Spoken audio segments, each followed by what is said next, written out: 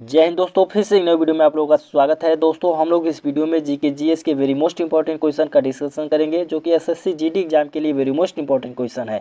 तो दोस्तों अगर चैनल को सब्सक्राइब नहीं किया है तो चैनल को सब्सक्राइब कर लीजिएगा और बेल आइकन को दबाना मत भूलिएगा, ताकि हर एक वीडियो आप तक पहुँच सके। चलिए दोस्तों वीडियो को स्टार्ट करते हैं। वीडियो बहुत ही इंपॉर्टेंट होने वाली है, इसलिए वीडियो को अंत तक जरूर देखिएगा।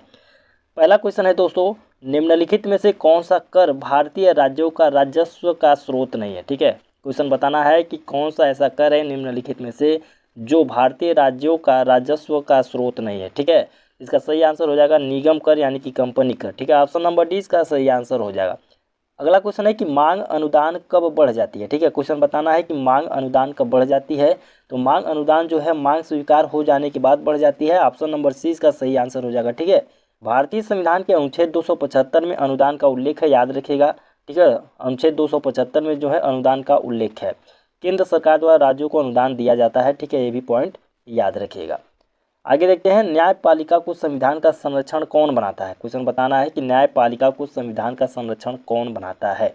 ठीक है, तो न्यायिक समीक्षा, ऑप्शन नंबर डी इसका राइट आंसर हो जाएगा। ठीक है, न्यायिक समीक्षा, न्यायपालिका को संविधान का संरक्षण जो है न्यायिक समीक्षा बनाता है, इस बात को याद रखिएगा।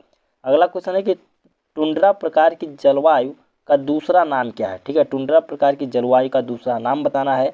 तो ध्रुवीय जलवायु इसका आंसर हो जाएगा ऑप्शन नंबर डी। ठीक है, ऑप्शन नंबर डी इसका राइट आंसर हो जाएगा।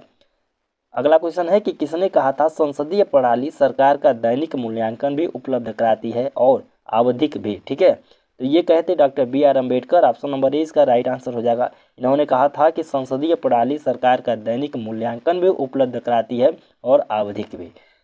बी आर अम्बेडकर ने कहा था कि संसदीय प्रणाली सरकार का दैनिक मूल्यांकन भी उपलब्ध कराती है और आवधिक भी। डॉक्टर बी आर अम्बेडकर को 29 अगस्त 1947 को प्रारूप समिति का अध्यक्ष बनाया गया था। तो क्वेश्चन पूछा जाता है प्रारूप समिति के अध्यक्ष कौन थे, तो ये इसका आंसर हो जाएगा डॉक्टर बी आर अम्बेडकर। ठीक है, कब बनाया गया था, 29 अगस्त 1947 को बनाया गया था। चलिए अगला क्वेश्चन देखते हैं, भारत का अंतिम अंग्रेज गवर्नर कौन था। ठीक है, भारत का अंतिम अंग्रेज गवर्नर जनरल कौन था। तो भारत का जो है अंतिम अंग्रेज गवर्नर जनरल जो है लॉर्ड माउंटबेटन थे। ऑप्शन नंबर बी इसका राइट आंसर हो जाएगा, ऑप्शन नंबर बी। ठीक है, भारत के अंतिम अंग्रेज गवर्नर जनरल जो है लॉर्ड माउंटबेटन थे, लेकिन भारत का अंतिम भारतीय गवर्नर जनरल पूछा जाए तो सी राजगोपालचारी थे। ठीक है, चलिए अगला क्वेश्चन है कि मानव शरीर में भारी मात्रा में आसवन जल डालने से लाल रक्त कोशिकाएं में क्या परिवर्तन होता है। बताना है कि मानव शरीर में भारी मात्रा में आसवन जल डालने से लाल रक्त कोशिकाओं में कैसा प्रभाव पड़ता है। तो ऑप्शन ए सिकुड़ जाती है, ऑप्शन बी है नई कोशिकाएं उत्पादित करती हैं। ठीक है, ऑप्शन सी है सूजती हैं और फूट जाती हैं, ऑप्शन डी है ज़्यादा ऑक्सीजन ले जाती हैं। ठीक है, तो इसका सही आंसर हो जाएगा ऑप्शन नंबर सी, सूज जाती हैं और फूट जाती हैं। ठीक है, ऑप्शन नंबर सी इसका सही आंसर हो जाएगा कि मानव शरीर में भारी मात्रा में आसवन जल डालने से लाल रक्त कोशिकाएं सूज और फूट जाती हैं। रक्त एक क्या है, संयोजी ऊतक है। ठीक है, इस बात को याद रखिएगा। लाल रक्त कोशिकाओं में हीमोग्लोबिन पाया जाता है। ठीक है, ये भी very most important point. Haemoglobin क्या है, एक प्रोटीन है। ठीक है, सबसे बड़ी आरबीसी जो है हाथी में और सबसे छोटी आरबीसी जो है कस्तूरी हिरण में पाया जाता है। और एक बात याद रखिएगा कि जो लाल रक्त कणिकाएँ हैं इनका जीवन काल 120 दिन का होता है। ठीक है, ये एग्जाम में कई बार क्वेश्चन पूछा जाता है। अगला क्वेश्चन है कि नाभिकीय रिएक्टर में इस्तेमाल किया जाने वाला ईंधन है, हाइड्रोजन है, तरल नाइट्रोजन है, ठीक है, यूरेनियम है या कार्बन आइसोटोप है। तो नाभिकीय रिएक्टर में इस्तेमाल किया जाने वाला जो ईंधन है वह यूरेनियम है। ऑप्शन नंबर सी इसका सही आंसर हो जाएगा। ठीक है, नाभिकीय रिएक्टर में ईंधन के रूप में यूरेनियम 235 और प्लूटोनियम 239 का प्रयोग किया जाता है। रिएक्टर में मंदक के रूप में भारी जल या ग्रेफाइट का प्रयोग किया जाता है। भारी जल का फार्मूला याद रखिएगा D2O होता है। ठीक है, मंदक रिएक्टर में न्यूट्रॉन की गति को धीमा कर देता है। मंदक का जो प्रयोग करते हैं मंदक के रूप में भारी जल और ग्रेफाइट का, वह रिएक्टर में न्यूट्रॉन की गति को धीमा कर देता है। तो क्वेश्चन पूछा जाता है कि भारी जल का फार्मूला क्या होता है, तो D2O होता है। ठीक है, याद रखिएगा। चलिए अगला क्वेश्चन देखते हैं, प्रकाश संश्लेषण की क्रिया में किस प्रकार का प्रकाश सबसे अधिक प्रभावशील होता है। बताना है कि प्रकाश संश्लेषण की क्रिया में किस प्रकार का जो प्रकाश है वह सबसे अधिक प्रभावशील होता है। ऑप्शन ए है नीला, ऑप्शन बी है हरा, ऑप्शन सी है पीला और ऑप्शन डी है लाल। तो इसका सही आंसर हो जाएगा लाल। ठीक है, ऑप्शन नंबर डी इसका सही आंसर हो जाएगा। लाल रंग जो है यह प्रकाश संश्लेषण में सबसे अधिक प्रभावशील होता है। ठीक है, अगला क्वेश्चन है कि टीकाकरण रोगों की रोकथाम में मदद करता है क्योंकि। जो टीकाकरण होता है यह रोगों की रोकथाम में मदद करता है क्योंकि यह शरीर में प्रतिरोधक शक्ति पैदा करता है। ऑप्शन नंबर 20 का राइट आंसर हो जाएगा। ठीक है, टीकाकरण क्या करता है, यह टीकाकरण जो है रोगों की रोकथाम में मदद करता है क्योंकि यह शरीर में प्रतिरोधक शक्ति पैदा करता है।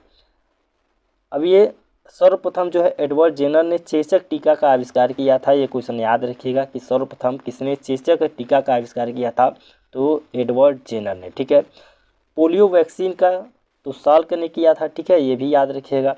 अगला क्वेश्चन है कि किस पेशवा को नाना साहब के नाम से जाना जाता है।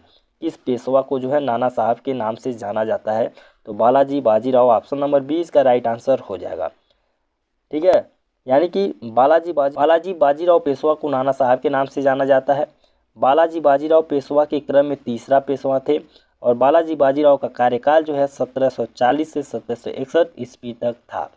अगला क्वेश्चन है कि जर्मनी में प्रयोग की जाने वाली मुद्रा कौन सी है। ठीक है, जर्मनी में कौन सी मुद्रा प्रयोग की जाती है, तो इसका आंसर हो जाएगा यूरो। ऑप्शन नंबर सी इसका राइट आंसर हो जाएगा यूरो। अगला क्वेश्चन है कि विश्व का दूसरा सबसे बड़ा महाद्वीप कौन सा है। बताना है कि विश्व का दूसरा सबसे बड़ा महाद्वीप कौन सा है। ऑप्शन ए है एशिया, ऑप्शन बी है ऑस्ट्रेलिया, ऑप्शन सी है अफ्रीका, ऑप्शन डी है यूरोप। तो विश्व का दूसरा सबसे बड़ा महाद्वीप अफ्रीका है। ऑप्शन नंबर सी इसका राइट आंसर हो जाएगा अफ्रीका। ठीक है, यानी कि विश्व का दूसरा सबसे बड़ा महाद्वीप अफ्रीका है। एशिया की बात किया जाए तो विश्व का सबसे बड़ा महाद्वीप है क्षेत्रफल और आबादी में। ठीक है, ऑस्ट्रेलिया सबसे छोटा महाद्वीप है। ठीक है, ऑस्ट्रेलिया क्या है, सबसे छोटा महाद्वीप है। नई दुनिया उत्तरी अमेरिका को कहा जाता है, ये भी याद रखिएगा। नई दुनिया किसे कहा जाता है, उत्तरी अमेरिका महादेश को कहा जाता है। पक्षियों का महाद्वीप जो है दक्षिणी अमेरिका को कहा जाता है। प्यासू भूमि का देश ऑस्ट्रेलिया को कहा जाता है। ठीक है, ये सारे पॉइंट याद रखेगा। अगला क्वेश्चन है कि गांधी जी ने अखिल भारतीय खिलाफत कमेटी के अधिवेशन की अध्यक्षता कब की। इसका आंसर हो जाएगा 23 नवंबर 1919 में। ठीक है, ऑप्शन नंबर बी इसका राइट आंसर हो जाएगा। गांधी जी ने अखिल भारतीय खिलाफत कमेटी के अधिवेशन की जो अध्यक्षता है वह 23 नवंबर 1919 को की थी। खिलाफत आंदोलन 1919 से 22 तक ठीक है चलाया गया था। चलिए अगला क्वेश्चन है, किस स्थान पर विवेकानंद स्मारक स्थित है। किस स्थान पर विवेकानंद स्मारक स्थित है, तो इसका सही आंसर हो जाएगा कन्याकुमारी। ऑप्शन नंबर डी इसका सही आंसर हो जाएगा। कन्याकुमारी में विवेकानंद स्मारक स्थित है। ठीक है, कन्याकुमारी में स्वामी विवेकानंद स्मारक स्थित है। स्वामी विवेकानंद जो है बेलूर मठ की स्थापना किए थे कब, 1887 ईस्वी में। और स्वामी विवेकानंद ने रामकृष्ण मिशन की भी स्थापना 1887 ईस्वी में किया गया था। ठीक है, ये क्वेश्चन बार बार पूछा जाता है कि रामकृष्ण मिशन की स्थापना किसने किया था, तो स्वामी विवेकानंद इसका सही आंसर हो जाएगा। कब किए थे, 1887 ईस्वी में किए थे। अगला क्वेश्चन है कि भारतीय प्रमुख बंदरगाहों में से कौन प्राकृतिक बंदरगाह नहीं है। बताना है कि कौन प्राकृतिक बंदरगाह नहीं है, तो पारादीप ये जो है प्राकृतिक बंदरगाह नहीं है। ऑप्शन नंबर डी इसका राइट आंसर हो जाएगा पारादीप। ठीक है, ये जो पारादीप है यह एक प्राकृतिक बंदरगाह नहीं है। ठीक है, और ये कहाँ है, तो उड़ीसा में स्थित है। पारादीप बंदरगाह यह उड़ीसा में है। अगर मार्मागोवा की बात किया जाए तो यह गोवा में स्थित है। देश का सबसे बड़ा बंदरगाह पूछा जाए तो यह मुंबई है। ठीक है, ऑप्शन नंबर यहाँ पर जो है मुंबई हो जाएगा। तो दोस्तों उम्मीद करते हैं कि यह वीडियो आपको बहुत ही पसंद आया होगा। दोस्तों अगर वीडियो पसंद आया तो वीडियो को लाइक कर दीजिएगा, शेयर कर दीजिएगा और चैनल को सब्सक्राइब कर लीजिएगा। जय हिंद, जय भारत।